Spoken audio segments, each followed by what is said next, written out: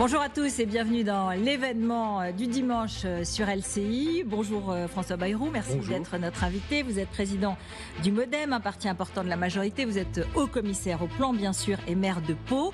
1 heure d'entretien avec à mes côtés Nicolas Domnac, l'éditorialiste politique, et François Langlais, notre éditorialiste économique. Merci à tous les deux. Cette émission est bien sûr à suivre sur tous les réseaux sociaux de TF1 Info. Beaucoup de sujets abordés ensemble, le discours européen d'Emmanuel Macron, la campagne de la majorité qui a l'air de pas démarrer, Sciences Po bloqué, les propositions sur le retour de l'autorité. Et on commence par cette phrase d'Emmanuel Macron qui, dans l'interview qu'il a accordée au groupe EBRA, il a évoqué la défense européenne. Je suis pour ouvrir un débat qui inclut la défense antimissile, les tirs d'armes de longue portée, l'arme nucléaire. Mettons tout sur la table et regardons ce qui nous protège vraiment de manière crédible. On peut briser le tabou de l'arme nucléaire, on peut le mettre à la disposition des autres Européens ? Je ne crois pas que ça se présente comme ça. L'arme nucléaire qui, comme vous le savez, est un élément essentiel de la défense, ou plus exactement de la dissuasion française. Comme le général de Gaulle l'a répété 100 fois, ça veut dire si vous nous attaquez, à ce moment-là, vous risquez vous-même votre peau. Et on voit à quel point, depuis la Seconde Guerre mondiale, cette dissuasion, pour tous ceux qui avaient l'arme nucléaire, a fonctionné, a marché. C'est un élément essentiel de la politique française que d'avoir à disposition cette capacité, la nucléaire. Mais cette capacité, elle est faite pour défendre les intérêts vitaux de la France. Et les intérêts vitaux de la France aujourd'hui, c'est l'Europe. Il peut se passer, il peut y avoir des circonstances dans lesquelles un gouvernement français, des dirigeants français décident que une menace sur l'Europe est une menace contre la France. Et c'est ce que le président de la République dit en disant « mettons tout sur la table, regardons les risques auxquels aujourd'hui nous sommes affrontés, confrontés ». Il a dit à très juste titre qu'aujourd'hui, c'est plus seulement les civilisations qui sont mortelles, mais un grand ensemble comme l'ensemble européen qui est porteur de valeurs, qui est porteur d'un modèle de société que les autres n'ont pas, et dont la France est d'une certaine manière la pointe avancée. C'est mortel aussi, cet ensemble est mortel aussi, et c'était... moi j'ai trouvé que le discours de cette semaine à la Sorbonne était un moment très très important de l'évolution de la pensée du pays. On n'en attendait pas moins d'un membre de la majorité. Non, je sais pas si vous avez observé, je ne suis pas dans l'inconditionnel, jamais. Parce que je pense que l'inconditionnel n'est pas crédible. Mais ce que le président de la République a dit dans ce discours, du point de vue de la défense, justement, de la nécessité de produire en Europe les armes des Européens et pas d'être dépendant des autres, justement, et de la grande question économique et monétaire, dans lequel il a on va le détailler. On va détailler cela. Juste une précision sur l'arme nucléaire. Est-ce que vous croyez qu'on peut imaginer un jour partager l'arme nucléaire avec notre ennemi d'hier, notre ami d'aujourd'hui, l'Allemagne ? Alors, je vous ai dit, cette expression « partager » est une expression trompeuse. Ceux qui ont la responsabilité de l'arme nucléaire française, c'est évidemment les autorités françaises, mais les autorités françaises peuvent toujours considérer que ce qui se joue en Europe, c'est leur destin. Et que si vous avez une menace, imaginez une menace mortelle contre l'Allemagne, vous croyez que nous serions à l'abri ? Vous croyez que nos intérêts vitaux ne seraient pas engagés par une menace de cet ordre ? Et donc, oui, il est normal qu'on en parle. Ça veut dire que c'est pas un élargissez un peu. Ça n'est pas un abandon de souveraineté. Les Français conserveraient la décision. Simplement, on se réserve la possibilité de la déclencher pour des raisons extérieures au territoire national, si on vous suit. Oui, Monsieur Langlais, cette question, ce mot de souveraineté... Oui. Et le mot politique par excellence. Peut-être vous vous souviendrez que dans des campagnes plus anciennes, j'ai fait campagne en disant que j'étais un souverainiste européen. Pourquoi ? Parce qu'il n'y a pas de souveraineté si nous n'appartenons pas à un ensemble crédible sur la surface de la planète. Seuls, en vérité, nous ne pouvons rien dans le domaine économique, dans le domaine commercial, dans le domaine militaire, dans le domaine culturel.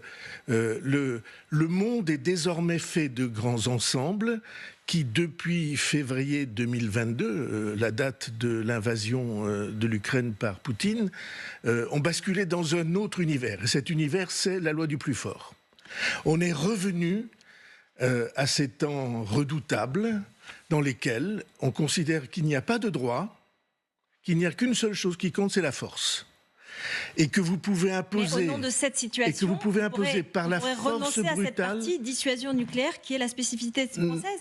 Non, c'est le contraire. Ce que j'essaie de vous expliquer, c'est qu'il n'y a pas de souveraineté française si nous n'avons pas constitué un ensemble crédible avec nos voisins européens qui partagent avec nous un modèle de société. On aurait pu le dire à l'époque du général de Gaulle. Ça. Et puis pourtant, lui disait, le nucléaire, c'est la France. Je pense qu'on pourrait trouver des déclarations du général de Gaulle, je ne les ai pas en mémoire, mais il me semble en arrière-plan, qui dit que c'est la France qui juge de ce que sont ses intérêts vitaux.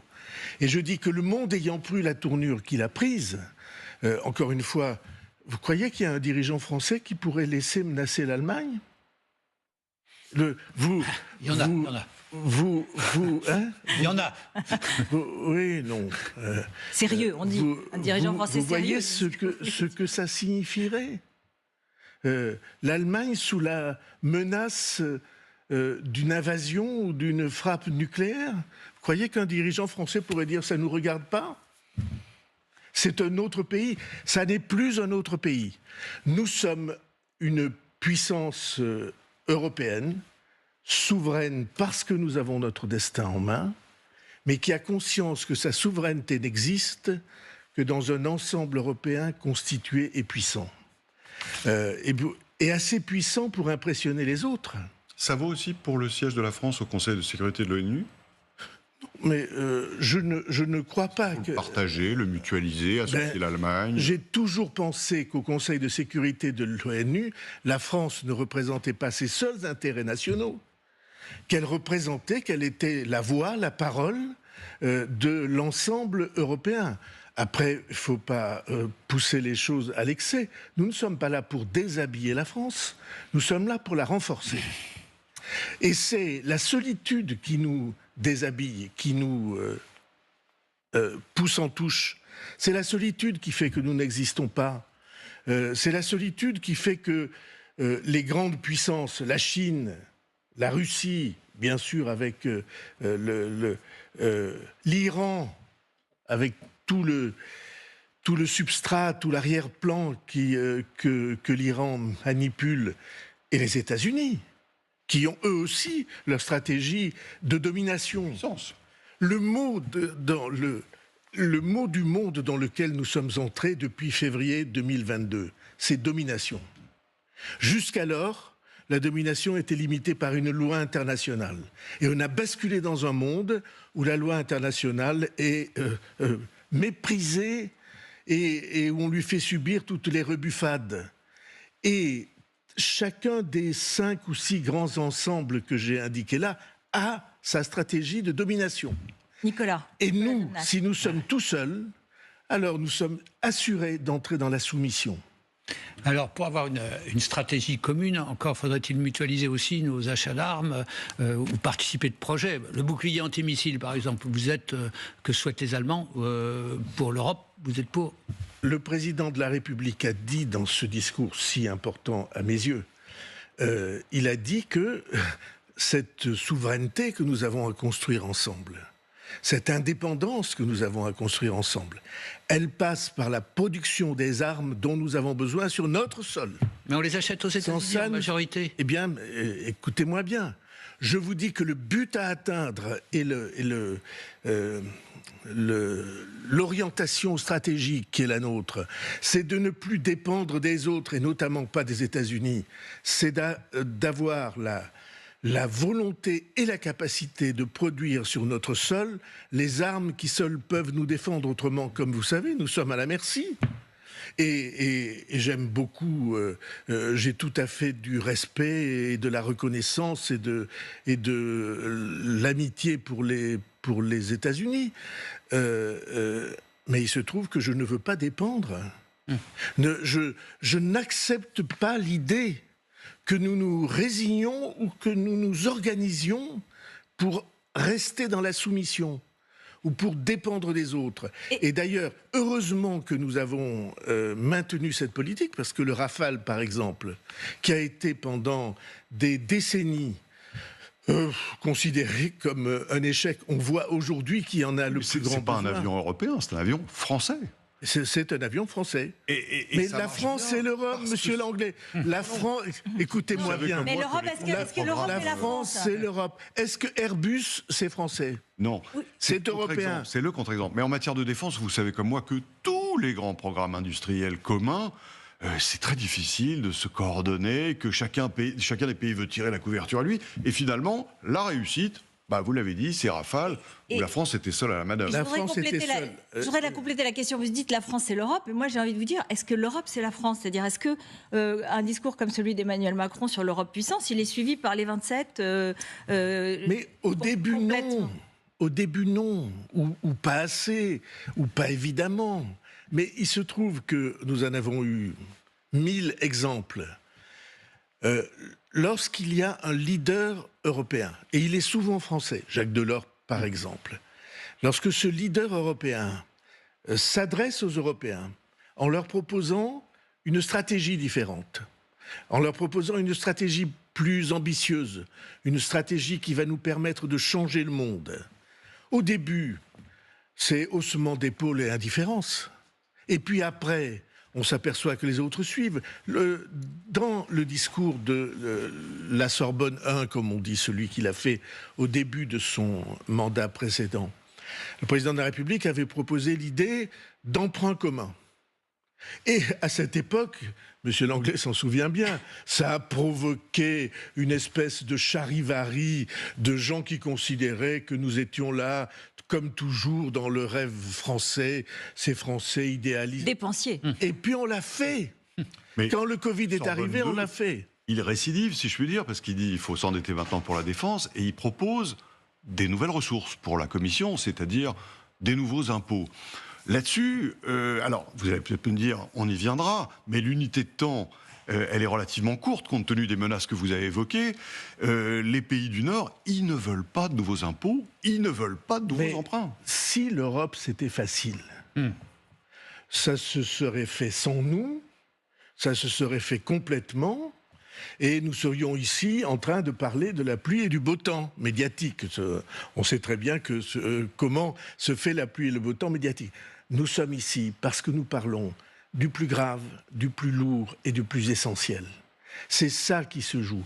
Est-ce que les autres sont tous convaincus à l'avance? Non, mais ils ne le seront pas. C'est ça la responsabilité des leaders, la responsabilité de ceux qui doivent entraîner. Et la France a, à cause de son histoire, cette vocation-là. Et donc, l'exemple que vous avez cité, il est très important, très important. Et les Allemands, les Pays-Bas, les Scandinaves, tout ça, ils ne veulent pas dépenser d'argent, ils ne veulent pas de nouveaux moyens. Laissez-moi peut-être dire quoi. J'avais beaucoup dans les mois et années précédentes insisté sur ce sujet. Et c'est pourquoi je considère que c'est vraiment très important. Si nous regardons les États-Unis, ce que vous faites tous les jours, si nous regardons les États-Unis, on s'aperçoit d'un ensemble économique qui a une croissance formidable, un endettement et un déficit plus important que les nôtres, et qui a décidé d'une stratégie de reconstruction de l'intérieur de son économie. Comment ?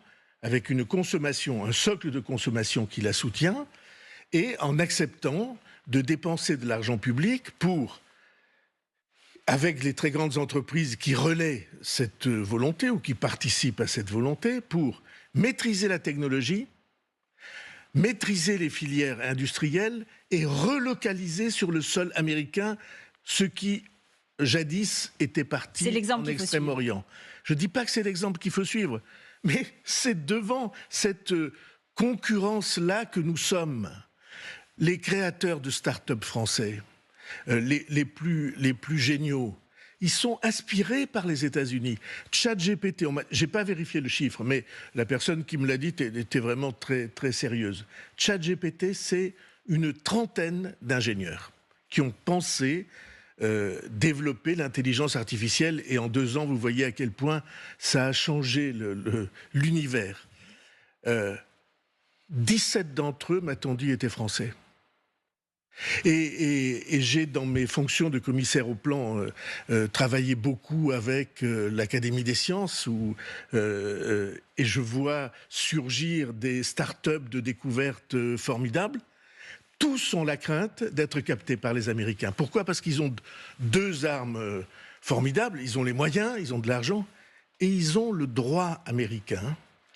Et avec ce principe sur lequel on ne s'interroge pas assez, à mon avis, qui est le principe de l'extraterritorialité de la loi. C'est-à-dire, pour le gouvernement et la justice américaine, quiconque utilise le $1 à la surface de la planète relève des tribunaux américains.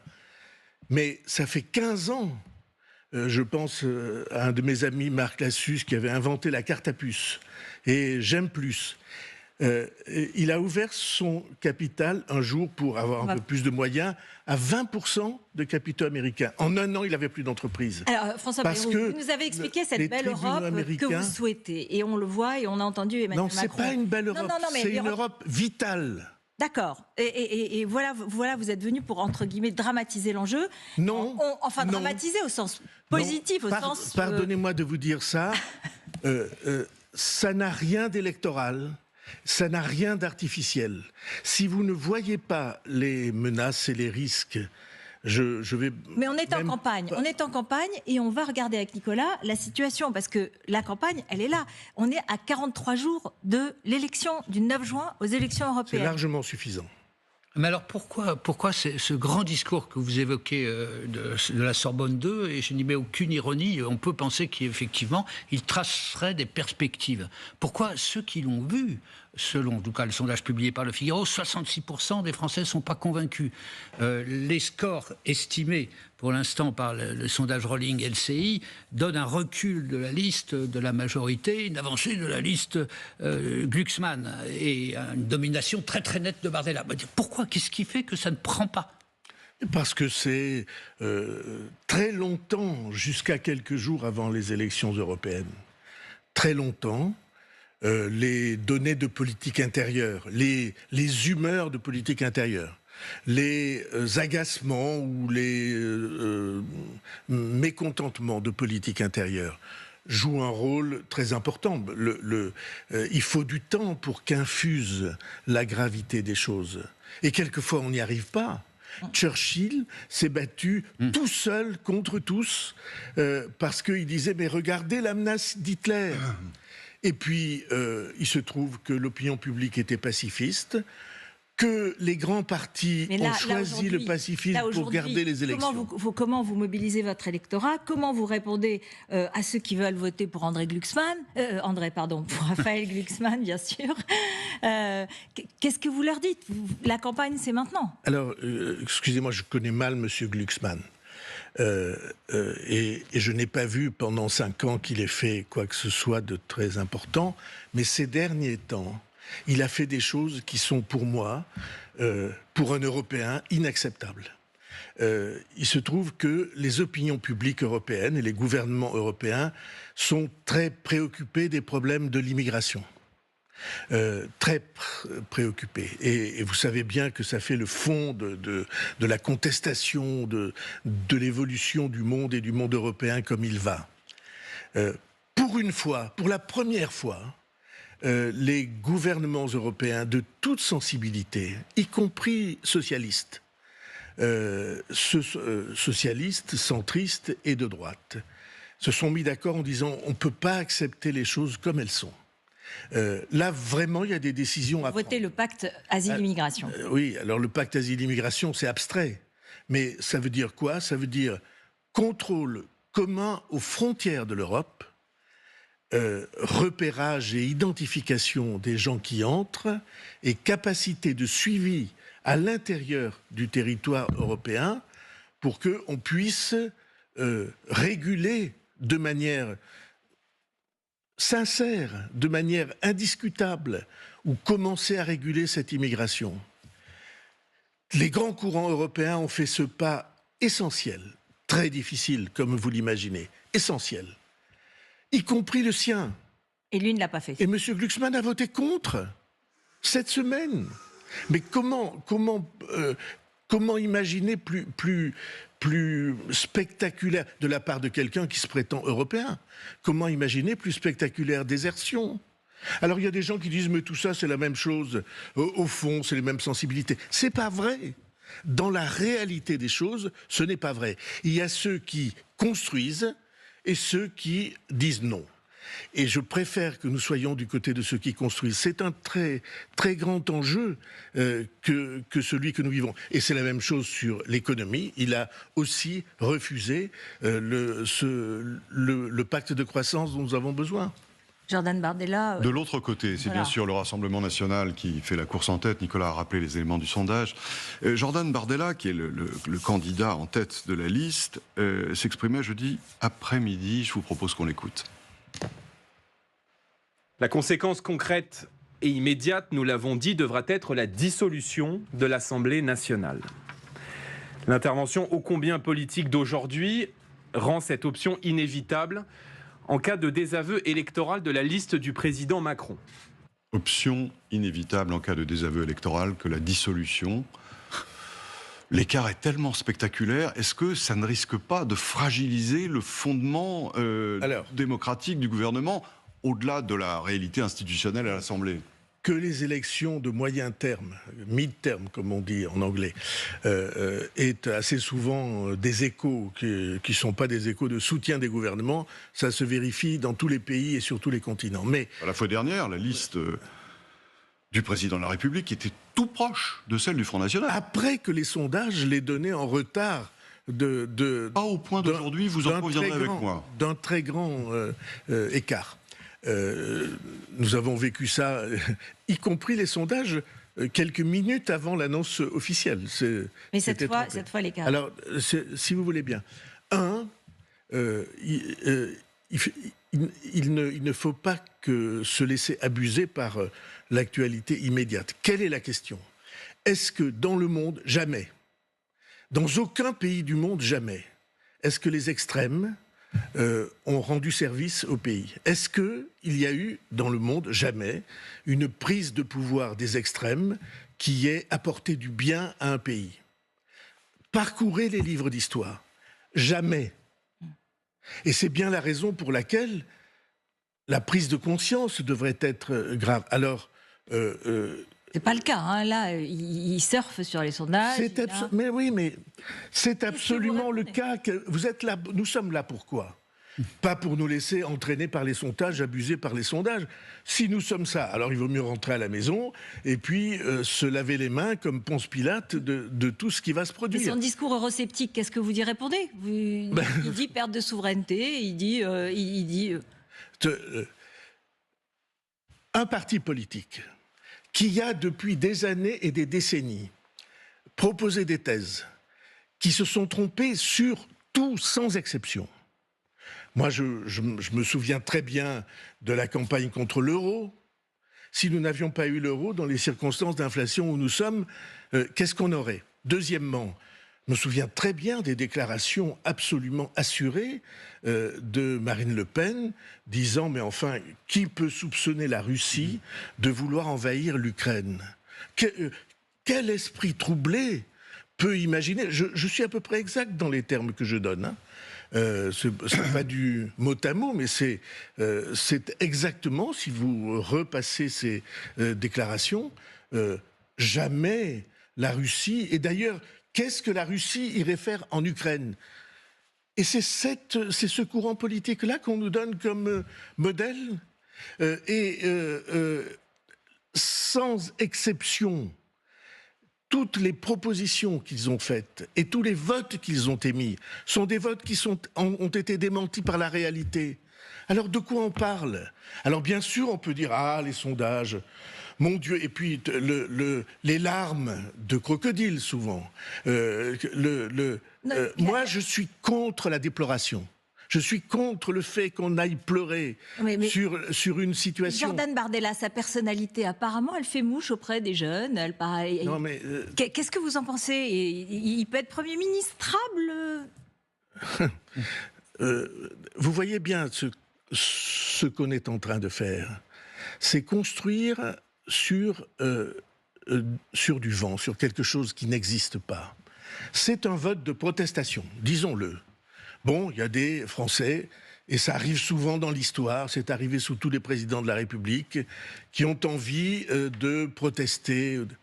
Mais présenter cette option comme une option qui puisse avoir du crédit auprès des Français, et spécialement auprès des Français les plus jeunes ou auprès des Français qui ont le plus de difficultés, c'est une escroquerie. Et c'est une escroquerie qui devrait mobiliser. Alors faisons ça, mobilisons pour défendre ce que nous considérons comme l'essentiel du destin du pays. Ce qui est en jeu aujourd'hui, c'est pas tant la représentation française, c'est de savoir si la question européenne est une question centrale pour l'avenir de la France. Et pour moi, il n'y a à cette question qu'une réponse possible et il n'y a aujourd'hui qu'un choix européen crédible. Merci François Bayrou, on se retrouve dans un instant, bien sûr, c'est la fin de cette première partie. On va revenir tout à l'heure sur Sciences Po bloqué, les conséquences, ça aussi influe dans la campagne électorale.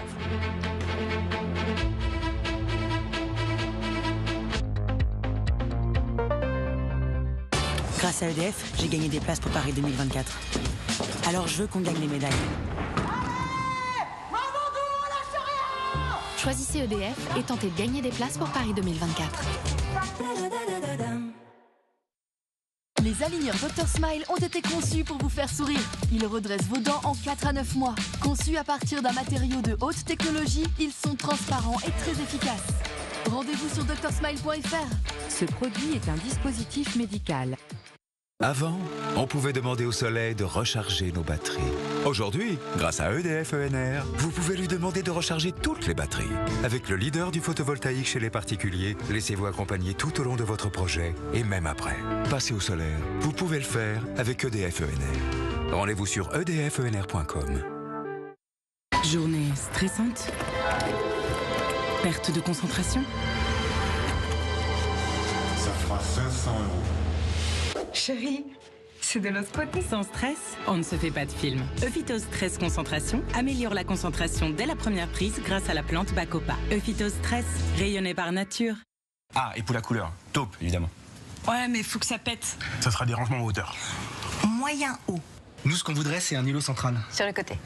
Enfin, sur le côté, au milieu, quoi. Sur le côté. Très bien. Plan, devis, fabrication, poste de votre cuisine. Avec SoCook, tout est clair, même si vous ne l'êtes pas toujours. SoCook, des cuisinistes pas comme les autres. Bonjour, c'est Léo, votre conseiller Smart. J'espère que l'essai se passe bien. Par contre, faudrait juste penser à nous ramener la voiture, s'il vous plaît. Les Smart #1 et #3, 100% électriques à partir de 345 € par mois. À découvrir dans le réseau Smart ou sur smart.com. D'où vient le goût si savoureux du Parmigiano Reggiano? Qui se passe là-bas? 1000 ans de tradition artisanale. Le lait frais de ce petit terroir du nord de l'Italie. L'affinage jusqu'à 100 mois, naturellement sans lactose. C'est tout ça qui fait le goût du Parmigiano Reggiano, le véritable parmesan. Les vêtements Atlas for Men sont comme vous. Ils sont résistants. Ils ont du caractère. Pour la qualité à prix imbattable, rendez-vous sur atlasformen.fr. atlasformen.fr. Combien vaut votre voiture? Sur vendezvotrevoiture.fr, vous pouvez trouver facilement et rapidement en ligne. Saisissez simplement les détails de votre véhicule et recevez le prix de vente, pas juste une estimation. Et après une simple vérification dans une de nos agences, vous pouvez nous vendre votre voiture. Obtenez un prix maintenant sur vendezvotrevoiture.fr. Chez Direct Assurance, vous économisez en moyenne 250 € sur votre assurance auto. En ce moment, ça fait plaisir. Direct Assurance, bien assuré, direct réglé.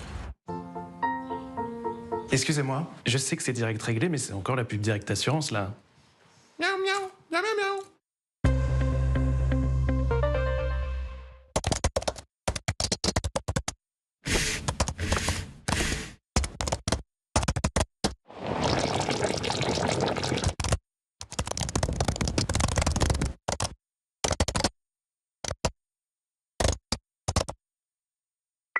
Solo pomodoro, solo mutti.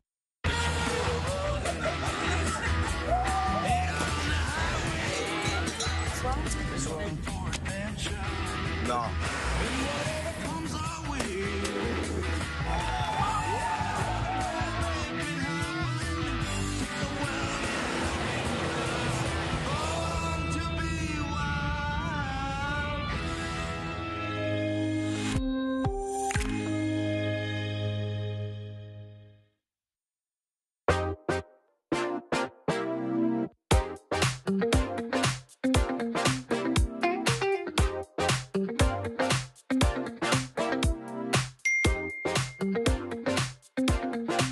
Et oui, à ce prix-là, vous n'êtes pas près de rentrer. Promo Vacances. Petit prix, grandes vacances. À saisir chez Promo Vacances, le Maroc est à partir de 399 €. Papa, mets le masque purifiant Horace sur ton visage comme ça. Ah, il y a Thibaut du bureau qui demande quel est le meilleur produit Horace pour hydrater sa barbe. Huile pour barbe, patchouli et sel, ce sera parfait. D'ailleurs, on peut en prendre une pour nous. C'est comme ça depuis que mon entourage utilise comme moi les soins pour hommes Horace. Ouais, papa. Horace, soins naturels pour tous les hommes. Disponible en boutique et sur horace.com. Vous aussi provoquez le destin et rencontrez des célibataires de plus de 50 ans aux sorties Disons Demain. Disons Demain. Avant, on pouvait demander au soleil de recharger nos batteries. Aujourd'hui, grâce à EDF ENR, vous pouvez lui demander de recharger toutes les batteries. Avec le leader du photovoltaïque chez les particuliers, laissez-vous accompagner tout au long de votre projet et même après. Passez au solaire, vous pouvez le faire avec EDF ENR. Rendez-vous sur edfenr.com.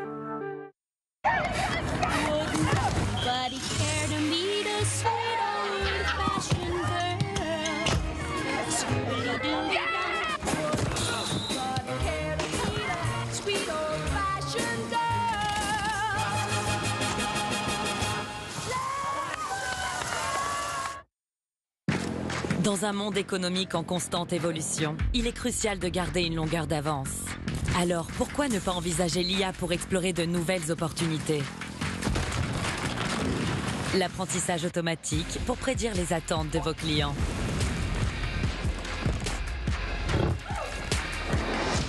Ou les données en temps réel pour planifier vos itinéraires de livraison. Avec AWS, les entreprises peuvent repousser les limites de l'innovation.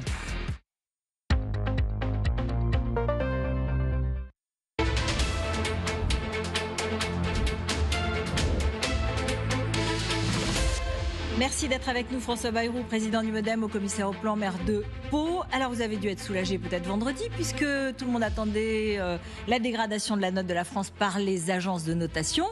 François, il était peut-être soulagé, mais en tout cas, il a quelque chose à dire.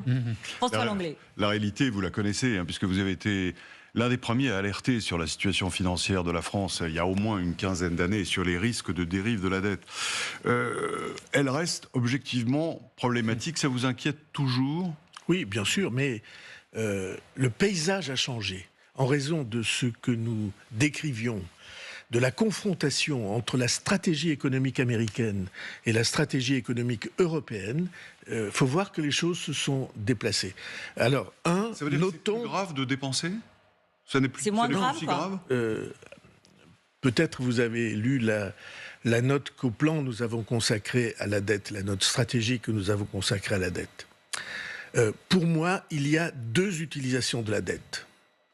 La première, qui est vertueuse, qui est juste, qui est essentielle, c'est d'emprunter pour équiper le pays, pour investir.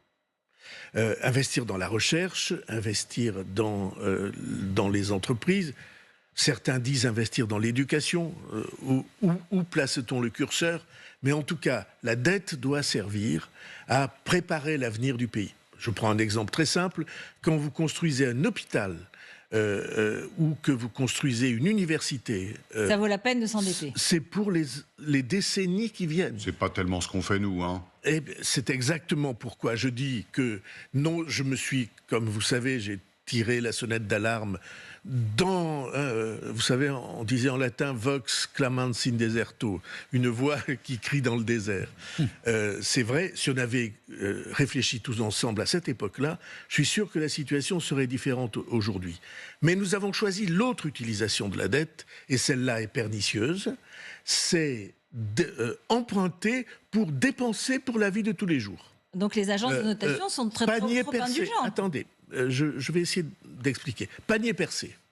Et vous savez bien à quel point je me suis battu sur la question de du financement des retraites, du système de retraite, où nous avons établi contre le corps ce qu'était la réalité du financement des systèmes de retraite, c'est-à-dire que l'équilibre n'est obtenu que parce qu'on verse de l'argent public entre 30 et 40 milliards par an. 30 et 40 milliards chaque année. Il n'y avait pas beaucoup de monde pour le dire au moment où nous l'avons dit. Surtout pas le Conseil d'orientation des retraites. Au moment de décembre, avant la réforme des retraites. Et on avait le temps. Si j'avais été en situation de responsabilité, j'aurais adressé à tous les foyers français ces comptes-là. Parce que rien n'est plus immoral que de faire payer par les générations qui viennent les pensions de retraite des retraités d'aujourd'hui. Là, vous avez un discours d'opposition. J'ai un discours depuis constant. 7 ans, c'est votre allié qui est... J'ai un discours constant au travers du temps. Et j'ai regretté que... Il n'a pas vraiment porté. J'ai regretté que le gouvernement de l'époque ne se saisisse pas de cette réalité des chiffres, et même au contraire. Bon. Mais c'est le gouvernement, laissons ça de côté. C'est le président, parce que c'est le président qui est dépensier, dit Bruno Le Maire. Oui, franchement, je ne crois pas qu'il l'ait dit, et s'il l'avait dit, ça ne serait pas dans l'équilibre des relations. Donc, de ce point de vue-là, la dette. Pourquoi est-ce que les agences n'ont pas dégradé la France ? Moi, je crois qu'il y a deux raisons très importantes. C'est parce que les agences, elles ne mesurent pas seulement la dette, elles mesurent le potentiel pour rembourser la dette. C'est d'ailleurs la vérité pour les collectivités locales aussi. Toutes les collectivités locales de France qui sont les principaux investisseurs publics. Raison pour laquelle je milite pour qu'on fasse attention. Toute collectivité locale, elle sait, l'État lui dit combien d'années il lui faudrait pour rembourser sa dette si elle y consacrait tous ses excédents. Et donc, ils ont regardé le potentiel. Et le potentiel, il est double. Il y a l'épargne des Français, qui est très importante. 6 000 milliards, je crois qu'on peut dire un chiffre... Ça appartient aux Français, pas à l'État. Oui, ça appartient aux Français. Mais ceux qui sont endettés, c'est les Français aussi. Alors, deuxième raison. Et deuxième raison, le potentiel de croissance. C'est un pays qui a... et c'est un indicateur que je crois on ne regarde pas assez. Nous sommes un pays qui a une formidable capacité d'avancer, de construire et au fond de croître. Simplement, cette capacité, elle n'est pas mise en œuvre. Mais quand une agence regarde la dette d'un pays comme la France, elle regarde aussi la capacité du pays. Et le message qui a été envoyé par les agences... l'une d'entre elles avait dit très tôt, Fichte avait dit très tôt que selon elle, il n'y avait pas de raison de baisser la note de la France. Et cependant, tous les officiels considéraient que c'était acquis, vous le savez bien. On disait c'est fait. Eh bien, ça prouve que jamais les combats ne sont perdus d'avance. Et jamais la capacité à défendre la situation réelle d'un pays n'est prise en défaut si on se bat bien. Alors, un chiffre, François Langlais, qui nous repose la question de la souveraineté. Oui, ce chiffre, c'est 162 milliards d'euros. C'est la valeur en bourse de Total Energy, notre pétrolier national créé il y a 100 ans. Son dirigeant, Patrick Pouyanné, donnait une interview il y a 48 heures à Bloomberg, une agence anglo-saxonne, en disant, au fond, l'idée d'aller se faire coter en bourse à Wall Street est légitime, parce que nous avons la moitié de nos actionnaires qui sont américains. Est-ce que cette perspective vous inquiète en termes justement de souveraineté sur une entreprise qui joue un rôle déterminant dans l'économie française ? Alors, Total, c'est pour la France une partie de son capital, de sa capacité, de son patrimoine et de son avenir. Parce que Total, avant d'être Total, c'était Alpha Aquitaine. Et Alpha-Aquitaine, c'était les pétroles d'Aquitaine, c'est-à-dire chez nous, précisément chez nous, à Lac, où on a découvert, donc il faut réagir au milieu des années 50 ou au début des années 50, le plus important gisement de gaz naturel qui, à l'époque, était sur le continent, qui était celui du continent européen à l'époque. Et cette entreprise est un immense patrimoine de recherche, de connaissance du sous-sol. Et c'est pas le maire de l'université de Pau et du siège de donc il faut réagir, de la recherche de Total qui puisse dire le contraire.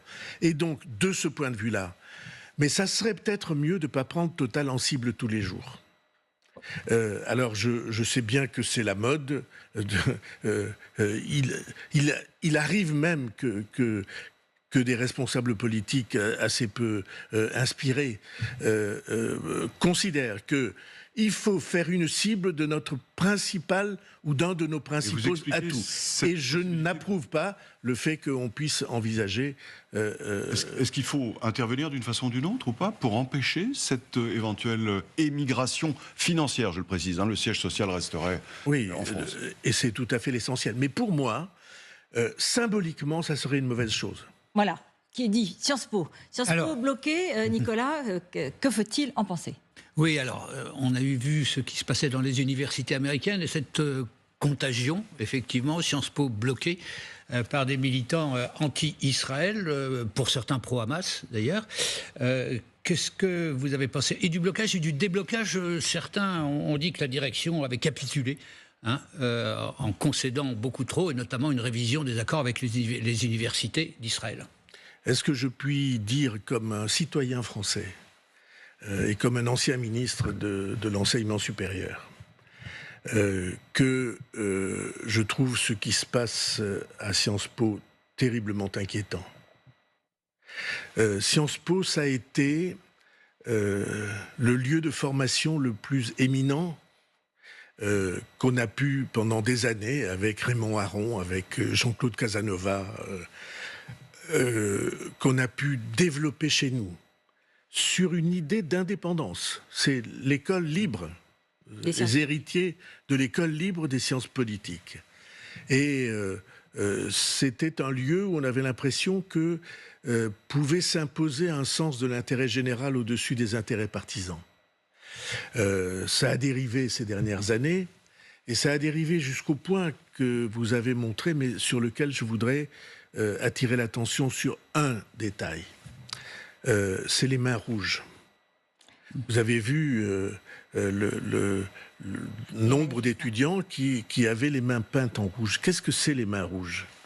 C'est une allusion symbolique à une scène absolument atroce qui s'est passée en 2002, je crois, dans lequel des soldats israéliens ont été martyrisés, torturés, et au bout du compte, lynchés. Et un combattant du Hamas de cette époque-là est apparu à la fenêtre avec les mains rouges de sang. Juifs, israéliens et juifs. Est-ce qu'on peut imaginer pire dérive que ce genre de scène ? Quand est-ce que vont se ressaisir ceux qui, à Sciences Po ou par Sciences Po, ont construit un capital, un patrimoine de connaissances et d'intelligence et de sens de l'intérêt général ? Est-ce qu'on va laisser ce bien précieux être déchiré, abandonné à l'encan à tous ceux qui ont envie d'en faire un lieu de haine et de détestation? Moi, je considère que l'État a une responsabilité. L'État joue un rôle, par exemple, dans la nomination des responsables de Sciences Po, il donne son aval. C'est la responsabilité de l'État de ne pas laisser continuer cette dérive-là.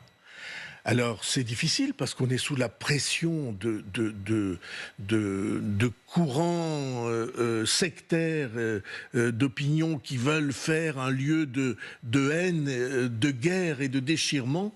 Je pense qu'il faut que l'État prenne ses responsabilités. Je pense qu'il faut que l'État impose le retour à Sciences Po du pluralisme, de la tolérance et de la compréhension mutuelle. Ça veut dire nécessaire à la science. Prendre le contrôle. Nécessaire à la science. Mettre l'école sous tutelle, à proposer. En tout cas, intervenir.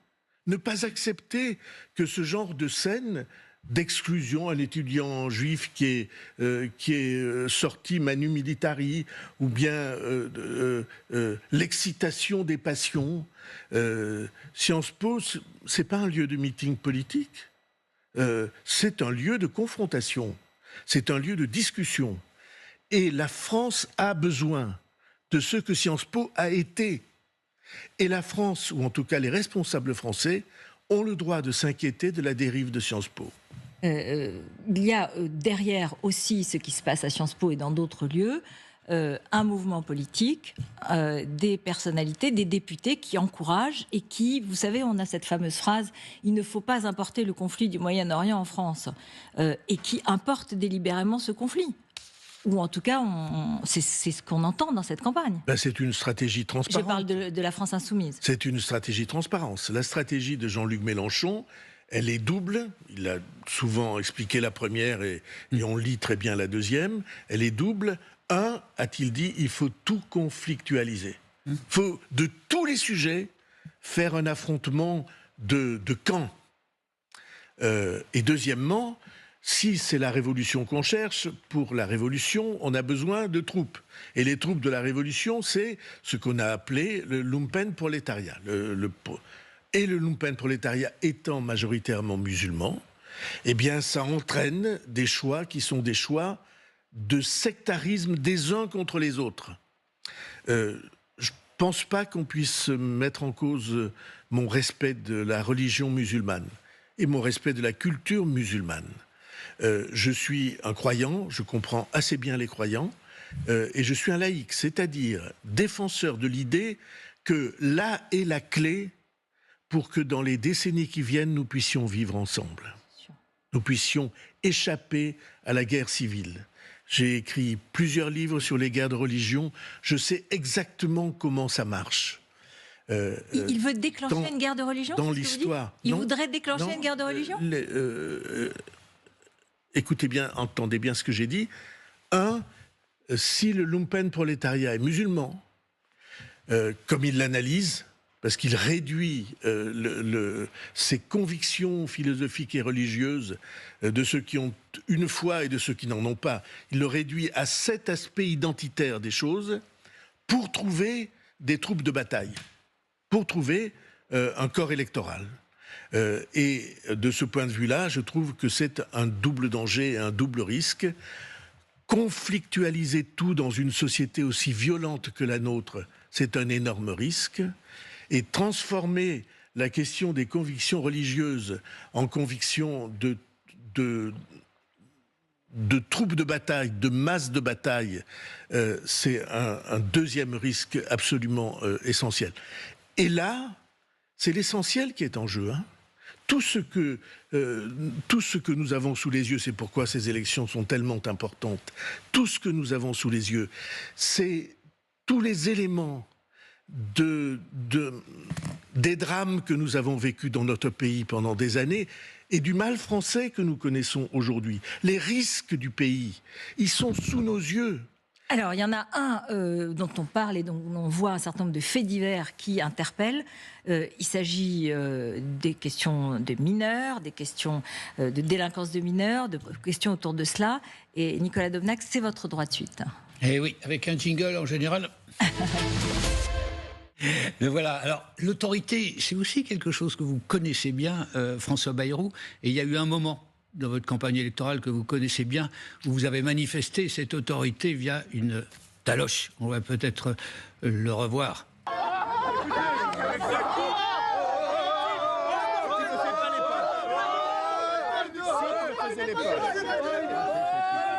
Alors ce moment avait beaucoup marqué. Vous avez été ministre de l'Éducation aussi. L'autorité, c'est quelque chose que vous connaissez. Il y a eu un certain nombre de faits divers, des interventions plus haut sommet de l'État pour dire qu'il fallait la rétablir. C'est donc qu'on l'a perdu, en tout cas à plusieurs niveaux. Qu'est-ce que vous mettriez en avant? Quelle priorité pour vous, pour ce rétablissement? Est-ce qu'il s'agit de remettre en cause, par exemple, l'excuse de minorité, comme le disent certains, ou bien de mettre en avant la responsabilité des parents, comme disent d'autres? Pour vous, c'est quoi? D'abord, pour rappeler que ce geste est un geste de père de famille. Mmh. Je suis dans une manifestation houleuse à Strasbourg et les manifestants s'en prennent en des termes d'une violence et d'un sexisme que je ne peux même pas répéter à Fabienne Keller, qui était à l'époque la maire de Strasbourg. Et dans la confrontation avec les responsables de la mosquée qui étaient là et qui étaient en situation pour impressionner, machinalement, je touche et je trouve la main de cet enfant dans mes poches, en train de piquer mon portefeuille. J'en parle gravement parce que ce petit garçon, il a été sur tous les écrans du monde et c'est pas une situation facile. Et sa vie n'a pas été, je crois, facile après. Et donc, j'en parle avec prudence. C'est un geste de père de famille. À l'époque, j'ai reçu 10 000 lettres. Et la plupart de ces lettres venaient de parents immigrés qui disaient « Merci, monsieur, de ce que vous avez fait ». J'avais dit au père de famille qui était très ému et qui disait « Chez nous, on ne touche pas les garçons », je lui avais dit « Si mon fils avait essayé de vous faire les poches et si vous lui aviez mis une taloche, je vous aurais dit merci ». Donc les parents disent « Merci de ce que vous avez fait ». Ces images qui ont fait le tour du monde, comme vous savez. Merci de ce que vous avez fait. Mais nous, on nous interdit de le faire. Et c'était la traduction de ceci, c'est que c'est dans la famille aussi que tout ça se joue et que bien des parents, y compris d'origine immigrée, vivent comme une extrême difficulté, l'impossibilité de faire respecter par leurs enfants ce qui se passe. On a tous les jours dans une ville comme la mienne, très souvent, la semaine dernière, un gamin de 13 ans cagoulé sur un scooter volé qui a refusé d'obtempérer et qui est allé renverser un policier. Alors, quelle solution? C'est ça, au fond, la question. Il faut punir les parents comme on l'envisage, avec des allocations plus faibles, avec des travaux d'intérêt général pour les responsabiliser? Il y a des parents qui simplement n'arrivent pas à contrôler leurs enfants. Il y a des parents qui s'en foutent. C'est possible, je n'en connais pas. Mais si vraiment il y a des parents sans aucune préoccupation de leurs enfants, ceux-là, il est légitime qu'on les poursuive ou qu'on les ramène dans une attitude différente. Il y a des parents qui ne peuvent pas. La principale responsabilité, elle est de construire une stratégie éducative ou rééducative, une stratégie de reprise de contrôle et de reconstruction de ces enfants qui très tôt sont dans une situation d'abandon et de dérive. Et il faut bâtir une stratégie scolaire éducative. J'avais appelé ça « collège hors les murs ». Il faut les sortir des collèges où ils sont, parce que les transférer d'un collège à un autre, ça ne résout rien, ça ne fait que compliquer la situation. Et ça leur donne un sentiment d'absolue impunité qui en fait des petits caïds respectés dans la cité. Si nous n'avons pas une réponse collective, pédagogique et éducative, avec des éducateurs, c'est-à-dire des personnes... Et des sanctions non impressionnables. Et pour l'instant, cette stratégie-là, nous ne l'avons pas. Merci beaucoup. Merci François Bayrou. Merci Nicolas. Merci François. Merci d'avoir été notre invité.